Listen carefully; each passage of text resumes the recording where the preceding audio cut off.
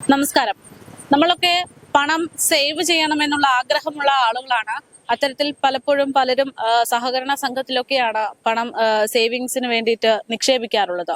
പക്ഷേ തിരുവനന്തപുരത്ത് മുക്കോല എന്ന് പറഞ്ഞ സ്ഥലത്ത് രാജീവ് ഗാന്ധി റെസിഡൻസ് വെൽഫെയർ സഹകരണ സംഘം എന്ന് പറയുന്ന ഒരു സ്ഥാപനം, അവിടെ ഇത്തരത്തിൽ പണം നിക്ഷേപിച്ച ആളുകൾ വളരെ ദുരിതത്തിലാണ് എന്നുള്ള വാർത്തകളാണ് കഴിഞ്ഞ 9ഓളം മാസമായിട്ട് പുറത്തു വരുന്നത്.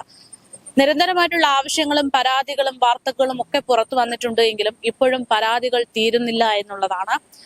ചികിത്സയ്ക്കടക്കം മാറ്റിവെച്ചിരിക്കുന്ന പണം നിക്ഷേപിച്ചതിന്റെ ഭാഗമായിട്ട് ഇപ്പോൾ എന്ത് ചെയ്യണമെന്നറിയാതെ നിൽക്കുന്ന നിരവധി കുടുംബങ്ങളാണ് ഇന്ന് ഈ സ്ഥലത്ത് ഉള്ളത്. നമ്മളിപ്പോഴുള്ളത് ഈ പറഞ്ഞ ഈ ബാങ്കിന്റെ മുൻവശത്താണ്. ആ കാണുന്നതാണ് രാജീവ് ഗാന്ധി റെസിഡൻസ് വെൽഫെയർ സഹകരണ സംഘം ഉള്ളത്. അവിടെ നിരവധി ആളുകൾ ലക്ഷക്കണക്കിന് കോടിക്കണക്കിന് രൂപ നിക്ഷേപിച്ചു.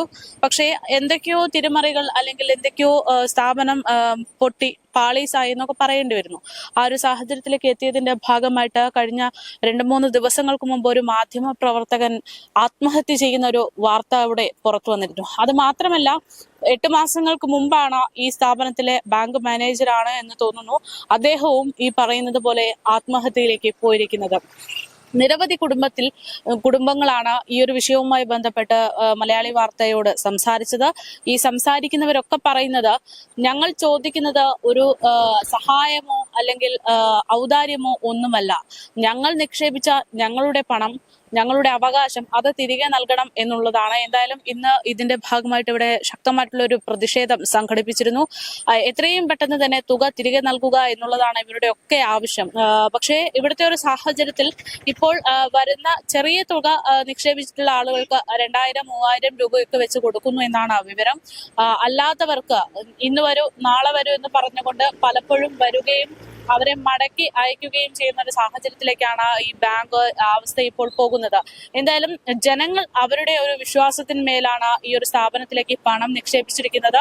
അതിന്റെ പേരിൽ വലിയൊരു നഷ്ടം തന്നെ അവർക്ക് ഉണ്ടായിരിക്കുകയാണ്. പലരും വലിയ രോഗം പിടിപെട്ടിട്ടുള്ള ആളുകളാണ്. അവർക്ക് വേണ്ടുന്ന ചികിത്സയുടെ ഭാഗമായിട്ട് മാറ്റിവെച്ചിരിക്കുന്ന ഒരു പണമാണ്.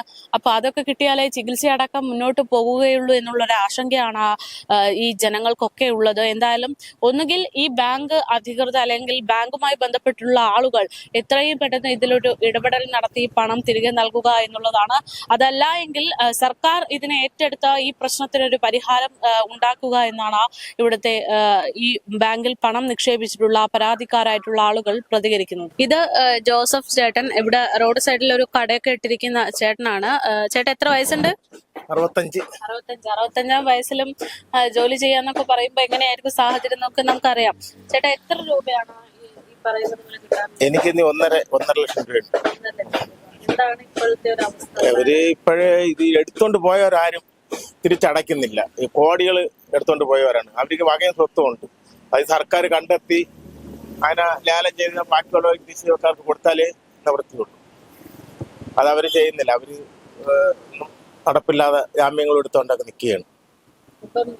പ്രതിഷേധവും സമരമൊക്കെ ആയിട്ട് പോവുകയാണ്. പ്രതിഷേധ സമരമായിട്ട് പോവുകയാണ്. ചെയ്തിട്ട് എന്ത് കാര്യം? പൈസ വേണം. പക്ഷെ ഇതാണ് കാര്യം. അവരെ എടുത്തവര് കോടികൾ എടുത്തോണ്ട് പോയവരെ കണ്ടെത്തി പിടിച്ച അവരെ വസ്തുവകകൾ കണ്ടെത്തി ലേലം ചെയ്ത് നമുക്ക് തന്നൊക്കെ പറ്റുള്ളൂ. സർക്കാർ ഏറ്റെടുക്കണം. സർക്കാർ ഏറ്റെടുത്താലേ നടക്കുള്ളൂ. അതിന്റെ നടപടി ശരിയാവുള്ളൂ.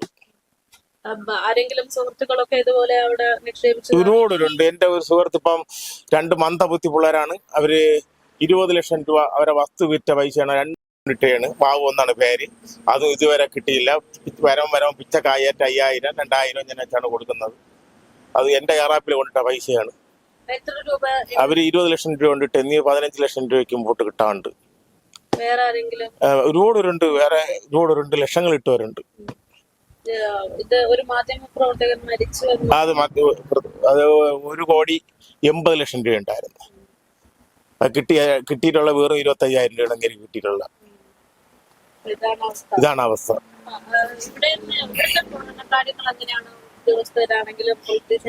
ആ ബാങ്കിൽ ഇരുന്ന ഉദ്യോഗസ്ഥർ, അവിടെ ഇരുന്ന സ്റ്റാഫുകളാണ് കൂടുതലും ചെയ്തിട്ടുള്ളത്.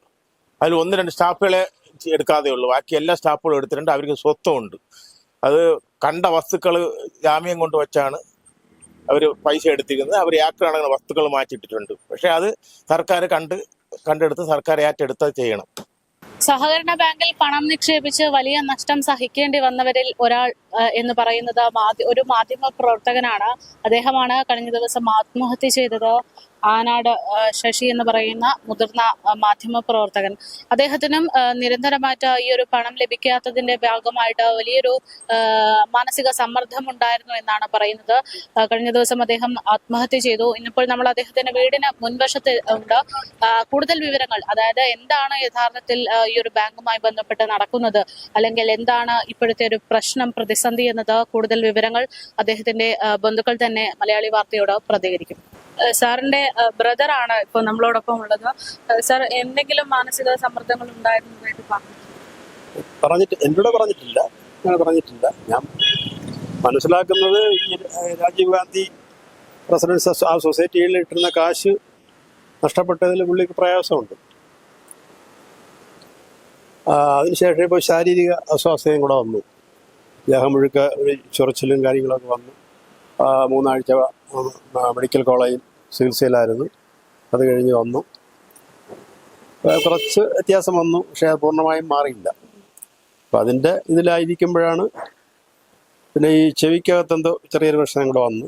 അതും മെഡിക്കൽ കോളേജിൽ പോയി അതും ചികിത്സിച്ചുകൊണ്ടിരിക്കുകയാണ്. അപ്പം ഇങ്ങനെയൊക്കെയുള്ള എല്ലാ മാനസിക അസ്വാസ്ഥ്യങ്ങളും കൂടെ ആയിരിക്കാം ഇത് വന്നെന്നുള്ളതാണ് എൻ്റെ അനുമാനം. എത്ര രൂപയാണ് കിട്ടാനുള്ളത്? അത് എനിക്ക് വ്യക്തമായി അറിയില്ല. പത്രവാർത്തകളും എന്നോട് പറഞ്ഞിട്ടുള്ളത് ഏകദേശം 1.5 കോടിയോളം രൂപ ഉണ്ടെന്നാണ് എന്നെ ഫോണിൽ വിളിച്ചപ്പോൾ എൻ്റെ ചേട്ടൻ എന്നോട് നേരത്തെ പറഞ്ഞിട്ടുള്ളത്.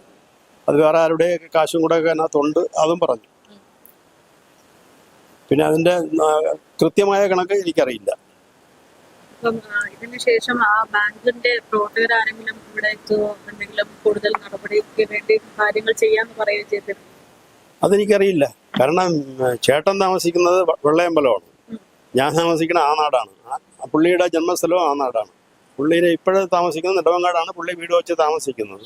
ഇപ്പോൾ മകളുടെ പഠിത്തം പ്രമാണിച്ച് ആണ് ട്രിവാൻഡ്രം വെള്ളയമ്പലത്ത് പുള്ളി വാടക വീട്ടിലാണ് ഇപ്പോൾ താമസിക്കുന്നത്. മറ്റാരെങ്കിലും വന്നോ എന്നുള്ളത് എനിക്കറിയില്ല.